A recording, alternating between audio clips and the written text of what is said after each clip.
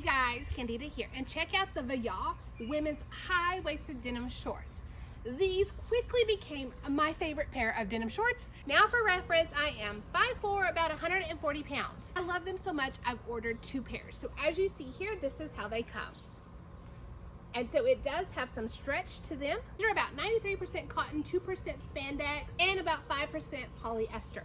Now I've had the pair that I have on for over a month, and they wash well, they wear well, I love them so much, I ordered a second pair. And so as you can see, they are high-waisted, so they go up here just underneath my belly button. And so as you can see, they fit right here. They do have a little bit of stretch, so they're nice and comfortable all day long.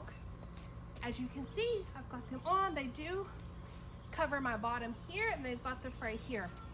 On the side, there's that little rip here. On the side, you've got that little triangle cut out here. I would say that these are true to size. I wear maybe a 4 to 6 regularly, and so I ordered a medium, and as you can see, they fit nice. They're not too tight, but they're not too baggy either.